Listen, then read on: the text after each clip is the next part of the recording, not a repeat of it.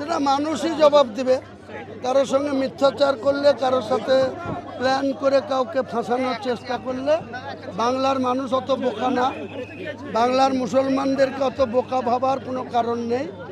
মুসলমানরা আজকে অনেক বুঝতে শিখেছে, অনেক এডুকেটেড হয়েছে, অনেক ডাক্তার হয়েছে, ইঞ্জিনিয়ার হয়েছে, প্রফেসর হয়েছে, অনেক বিজ্ঞানী হয়েছে, অনেক বেশি যোগ্যতা অর্জন করেছে, অনেক বেশি মেধা অর্জন করেছে। কাজে তাদের সঙ্গে যে যত বেশি চালাকি করবে, কথাই আছে না, আল্লাহর মার সীমার বাইর।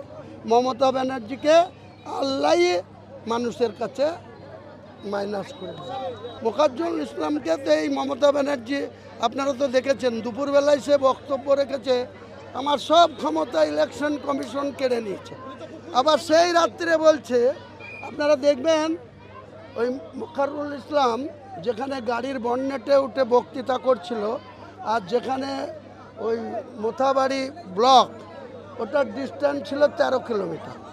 তাহলে যদি ও অন্যায় করলো, তাহলে মালদার এসপি, মালদার এডিএম তার কাছে ছিল, তাকে গ্রেপ্তার না করে সে যখন বাগডোগরা বিমানবন্দরে গেল কলকাতায় ফেরার জন্য, তাকে তো সেদিন মমতা ব্যানার্জির সিআইডি যে গ্রেপ্তার করেছে, ও নিজেই ক্রেডিটলি বলেছে আমার সিআইডি গ্রেপ্তার করেছে, বলেছে কিন্তু দেখুন গা, তাকে আজকে এনআইএর হাতে তুলে দিচ্ছে।